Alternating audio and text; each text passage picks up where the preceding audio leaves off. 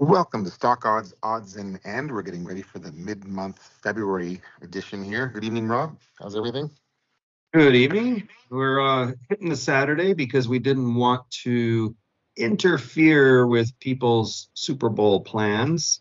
Having to, sit down and watch a podcast afterwards you might be tired out from the Super Bowl, So we're trying to be thoughtful here and give it to you on a Saturday, although you probably won't get it until Sunday. So anyway, here we go. Let's go to the Super Bowl. And I know, Dave, that you're more into, I think, tennis than you would be football. Would be accurate? Football challenged. Yeah, but you're tennis savvy, right? Yeah, we're big tennis people. Good. All right, everybody has their sport. But anyway, Super Bowl indicator. We've heard about that, blah, blah, blah. Well, what is it? Well, it's a fun thing to talk about, but it's not considered a valid tool for investing. It's kind of a superstition-based prediction theory, and some adhere to it based on coincidental outcomes. Like it has been right, quite a few times in the past, but it doesn't mean that it is a valid statistical-based thing. So, but in the spirit of fun here, if the NFC win, that's bullish, and if the AFC win, that's bearish. That's historically how it goes, if I've got that right. So obviously the 49ers are NFC and Kansas City is AFC. Again, we don't know who will win. I hear banter both ways.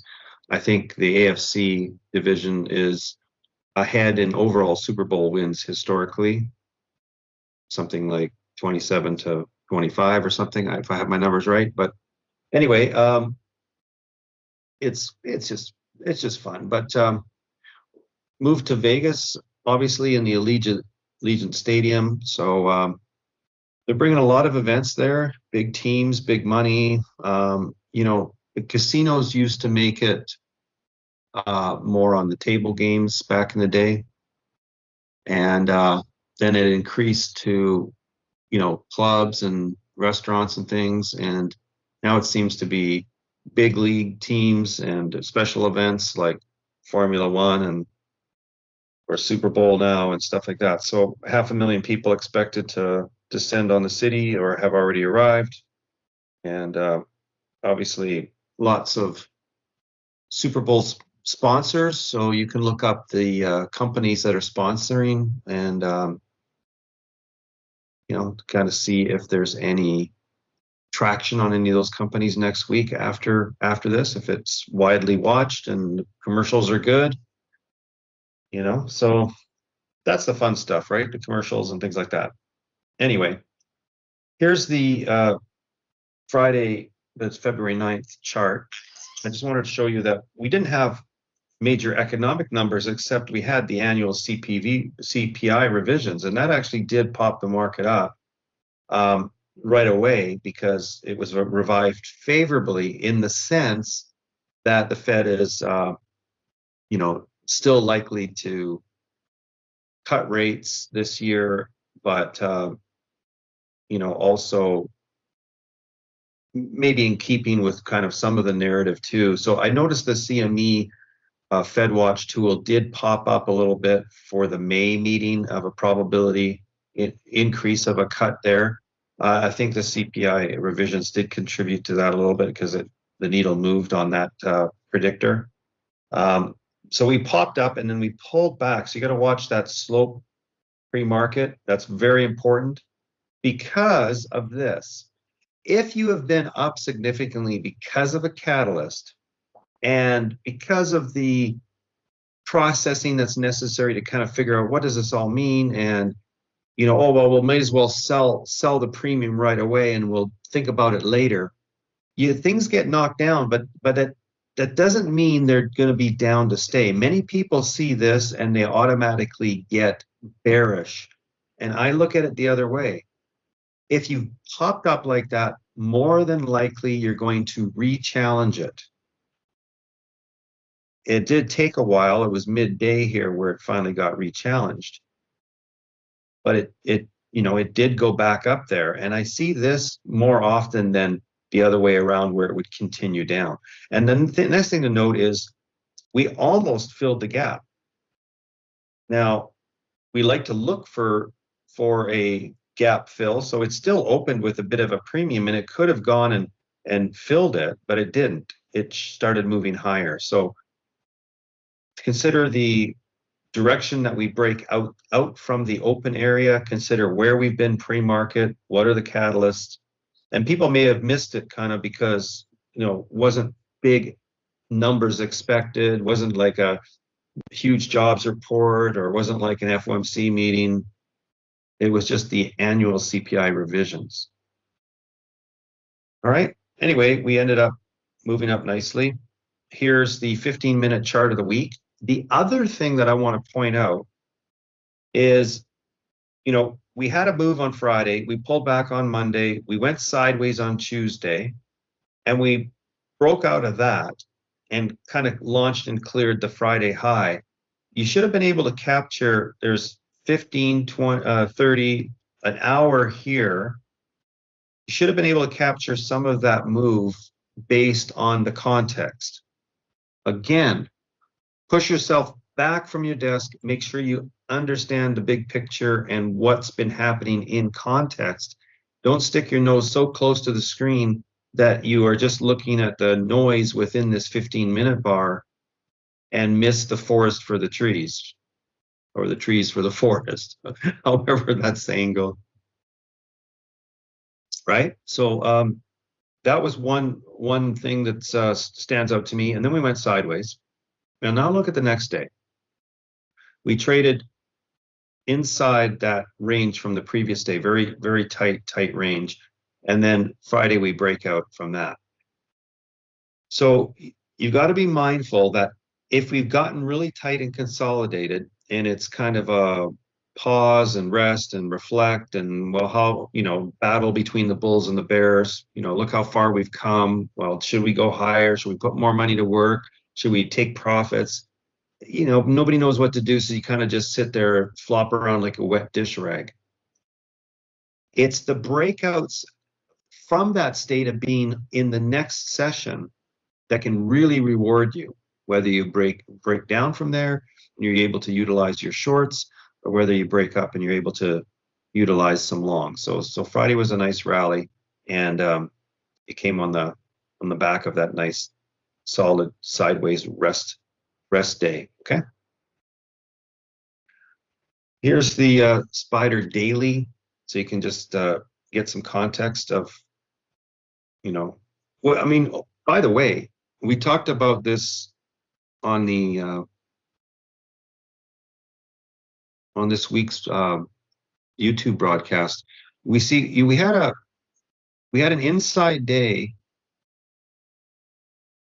inside the range of the previous day. So there's Friday, then Monday was an inside day, Tuesday was an inside day, Wednesday was the breakout day, Thursday was an inside day, and Friday was the breakout day. And it especially gets powerful after 2 inside days. Okay, I know that was the week before, but if you look at it on a daily context only, even though we've gone into a new week, we're still inside days, inside the range of the previous days. So keep that in mind. This can be very helpful for you structuring your trades, being able to capture relative strength breakouts, being able to look for gap fills, all kinds of things like that. Qs are also making new highs. We got the diamonds kind of paused a little bit more up here. So again, it was leaned a little bit more to the risk on because of mostly the Fab 5, Mag 7, more the Fab 5 than anything. And we did have, kind of a shunning a bit of the defensive stuff last couple of days here. So the diamonds not doing as well as the other two. And then we got sprung to life here Thursday and Friday was the IWM. So this always comes out of the blue, kind of like oil sometimes. It's just all of a sudden one day it decides that it's on fire. And here you had Russell do that for 2 days, while Friday was a good day for the other two, SPY and Qs. But Thursday wasn't so much. It was that inside day, and yet the Russell performed really well. So it's gotten back up to a key level here. This is going to be important. If it can clear this, you might get some more follow through. And if it resistance holds up, then you could see a pullback here, heading back towards 195. Here's the sector performances for Friday and the week. See, technology performed the best on Friday, but also for the week, very substantially semiconductors and some of the other tech area. Communication services also in second spot there, and jostling for position on that for the week. Cyclical beat it out by the week, but not the day. But down at the bottom, look what you got. Defensive and energy and utilities and defensive and energy, all down in the bottom here, okay? So we've just not seen this year so far a lot of love in the defensive areas. Now, there has been some days when the market has gapped up. If you chose to use a defensive basket or kind of utilize those stocks, they still perform pretty well, only because this whole thing reflects the overnight returns as well for the week, where on any given day, if the market's gapping up, sometimes they pay way too much for those stocks off the go, and defensive actually performs well because it plays the sort of from the open, catch up game. If the Fabulous Five or Magnificent Seven or the Qs or the SPY in general is on fire, then sometimes it pulls the broad market with it. Sometimes it pulls the defensive stock. So from an open to close perspective, you can still actually get really good for performance on the defensive list. So just keep that in mind. So here's sector performances for Friday and for the week, again, based on the sector ETFs, not the broader market look. And the standouts, we see technology at 2.77 for the week, XLY discretionary at 1.5, and IWM at 2.54 there. In the basement, communications actually didn't do that well for the week here. The defensive stuff, staples and utilities were worst. Yeah, staples was bad, utilities terrible. Now, what I want to point out here is explanation a little bit is, so what is volatility for the week? Weekly volatility. That's how much it moves relative to the mean for the week. And this would be how much it moves relative to the mean for the month. Okay. And then you have betas and ATRs. Betas are as compared to the market, usually most calculated over 1 year. So, good comparison of, let's say, utilities. If the market was to go up 1%, utilities would go up a little bit more than half of 1%. If the market goes up 1%, consumer discretionary goes up 1.21%. So it's as related to the market, where ATR is a function of range. So high minus low, previous close minus low, or high minus low, high minus previous close, or previous close minus low, but whatever's the greater value, and then you average it out over 14 days is the standard definition. So what you'll find is if you take like weekly volatility 0.6 times the price of diamonds, you're going to probably come in a little bit less than an ATR. But remember, that's how much it can move on any given day, whereas a weekly volatility, it's gone up, down, up, down, up, down for the week. So usually you'll see that this calculation multiplied by the price of the ETF or stock, if you're using it that, is a bit less than the ATR. It can be greater, but you'll find it usually a bit less. So in most of these cases, I would say that the ATR is a greater value than that. So by using both, you can kind of create a framework of how much would you allow for diamonds next week based on what it's done the previous week, but how much would you allow on any given day Those are two different things, but they can be used together. Just pointing that out. Map of the market for Friday. We've got NVIDIA obviously standing out, Google, Amazon, Tesla kind of coming back. It's had a pretty bad spell this year so far, bouncing back a bit. You can see energy down, healthcare, consumer defensive getting beat up, Pepsi down a lot. Travel, some travel pulling back. Usually travel is stronger kind of in November through December and into January, starting, first few weeks, people are booking more vacations. Now, even spring break has probably already been booked and stuff. So remember that the market factors in everything that it knows or can anticipate. So a lot of times, these industries move ahead of when you would expect them to really be performing. So if most people are traveling over spring break, and the spring breaks are a bit staggered, but if most people are traveling, say March and April, then these stocks run before that window, not at that window, right? Same thing could be true with some of the Super Bowl sponsors, who's advertising, things like that, is they may have already run ahead of the Super Bowl, not, like they're not going to run next week necessarily just because you saw them advertised. They may have already run. This is for the week. You can see some of the telecom communication services really got beat up, but Google obviously did pretty well. Disney did pretty well for the week, but really a mixed bag there. Same thing in consumer defensive. Overall, it was down, but there you can see where it really got hit. And of course, the semiconductor is still doing pretty good. AMD is a funny one. I mean, sometimes it can really go on streaks, and other times it can pull back. So it's more lumpy than what we've seen with NVIDIA. That's been a smoother performance, actually. PayPal getting beat up versus American Express rallying a lot. Here's that daily chart of NVIDIA right here. You can see how smooth that's been walking up the upper Bollinger Band. So this is high signal on a daily basis, and that continues. And a lot of people expect when they start to see a down day like we had on Thursday that it's automatically time for it to roll over. And no sooner have they done their shorts than it rallies again. I've seen that movie before. All right, take it away on the calendar here, Dave. Yeah, so this week we have basically the themes for the week are inflation data and some housing data. So Tuesday we have the core CPI number, 8:30 a.m. Eastern, so that's a key one. And then not much on Wednesday. Thursday, U.S. retail sales and some Fed speak.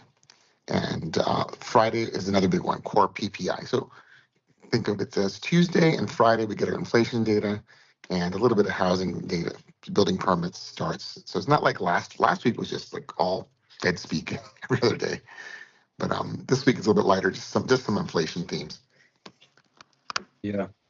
Well, Thursdays, that's a very heavy schedule there. And some of these might battle with the others, like they're not all going to be completely uniform.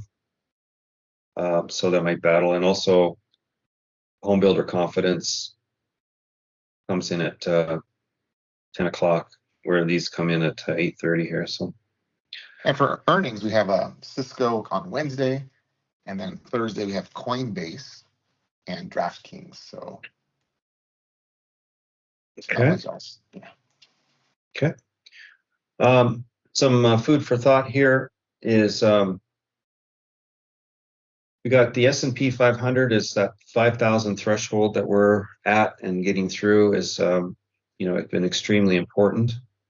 We've seen it battle with that last week a little bit, and it can, as we clear that, it can draw in people. I mean, some people have sat out this rally so far this year, and they are getting kind of upset that they missed some pretty good performance. And you never know when they're going to decide I can't take it anymore. I can't take it. I got to get in, and that could be the end.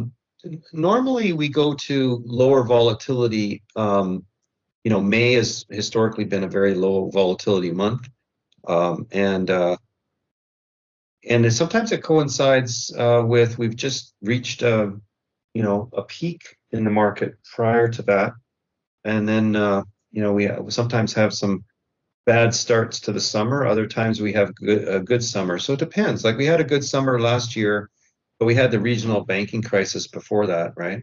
And the year before we had a good summer too, but we had the war start before that in Ukraine. So it always seems to be, how you arrive at the summer months to whether you're going to get that good rally or not, or you're going to have risk of a sell-off. You go all the way back to, what was that, 2007. You had a really bad July just after we hit an all-time high in the market at that time. And also just after volatility dropped to about 6% on the VIX, I think it was that low. We're still right now oscillating between, say, 12 and 14.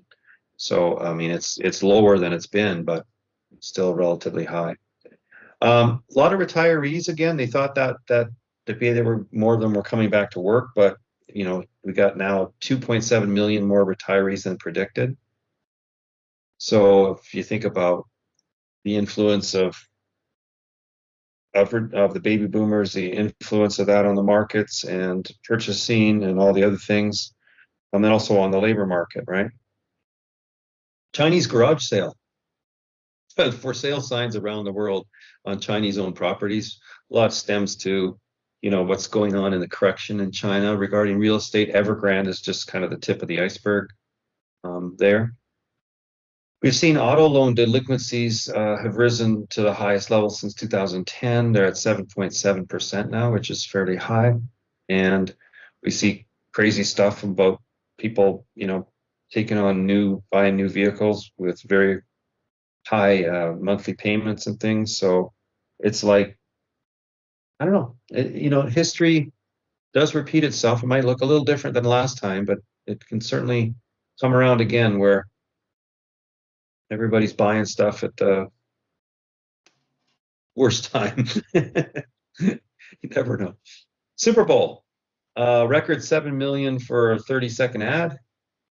In-game advertising for Fox last year was 600 million. Don't know what it'll be this year.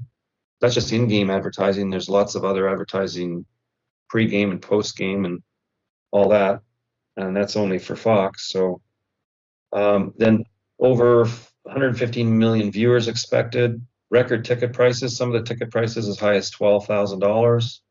So it's a pretty big event. Now I want to go through a couple things here. So looking at the VIX, as we mentioned, you can see it's cycled back down to the low again. Looking at energy, we did have a bit of a rally in the price of crude. Let me blow that up a little bit more.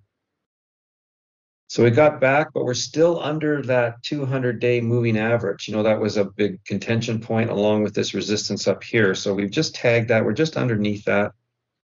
So it is volatile. We know that. Really hard to, predict what's going to happen next.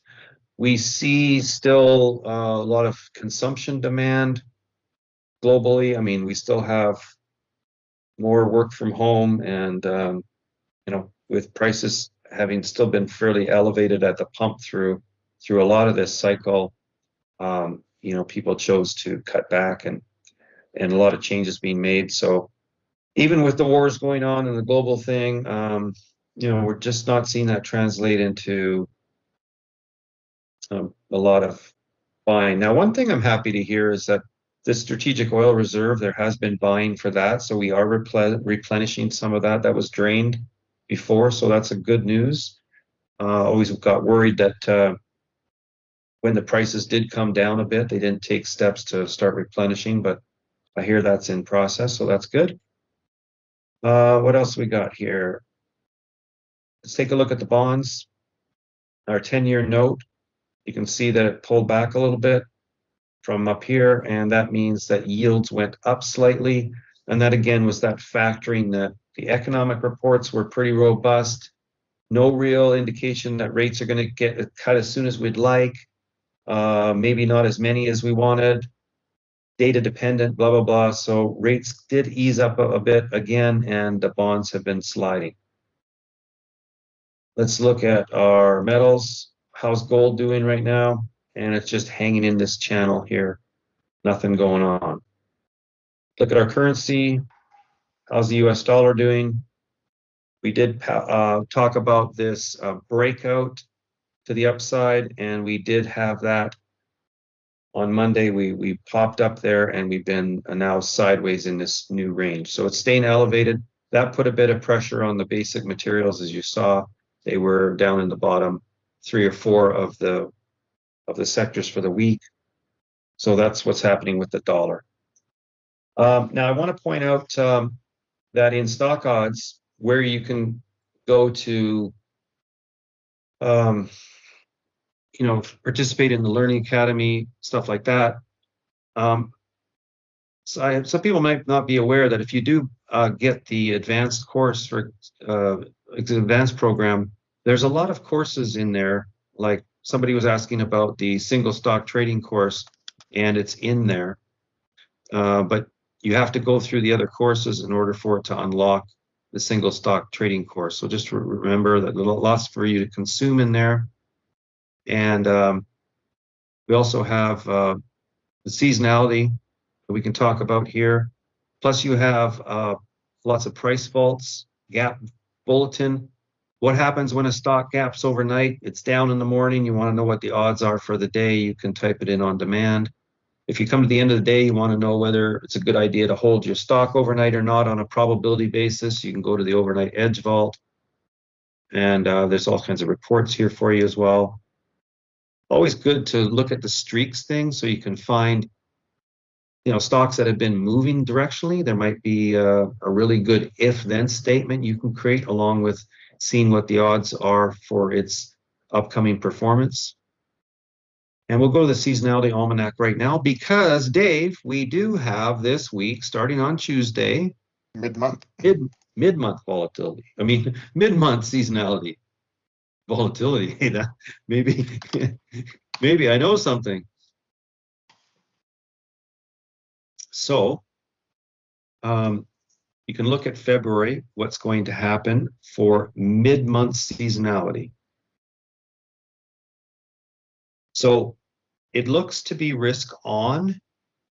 You can see more positive. There's 308 symbols behind the scenes here, and it's pulling some of the better opportunities here.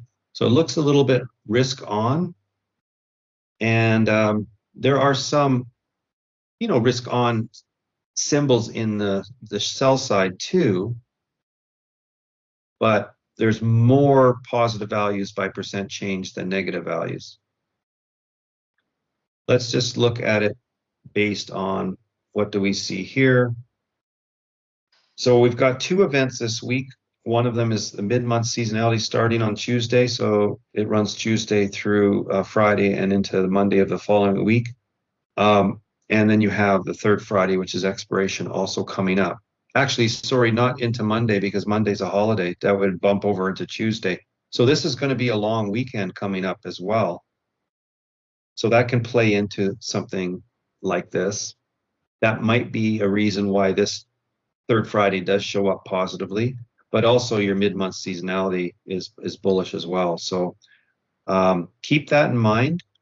What I'd like you to do as homework for yourselves, because we chose not to put it all in there today here as far as slides.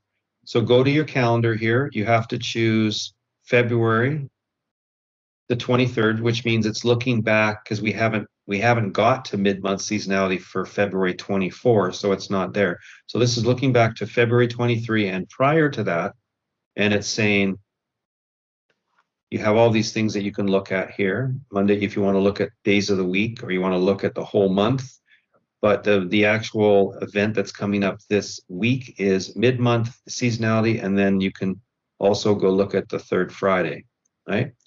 So look at the stocks and the ETFs. There's your ETFs. We got regional banking. Now, that's the seasonality for it, but we do still have some concerns in regional banking. There's been some news recently. There's some other indications of mismanagement at a few banks.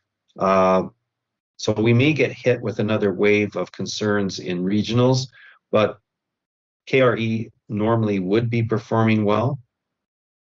EW Zebra, Brazilian, XLF Financials, Semiconductors, XLB, Basic Materials. That would mean the dollar would probably have to pull back a little bit. Russell could continue to build on last week. There's another semiconductor SMH, and gold and silver too might pop up a little bit. So look at your ETFs, then look at your stocks and line up some ducks that way. Find some good longs, find some good shorts, and see if you can create some if-then statements for it. And then you're combining potentially the statistics with the technicals and also your observations. Use your indicators and have yourself a fabulous trading week, and enjoy the Super Bowl tomorrow and the weekend with your family and friends, and we'll catch you in the next one. Good luck.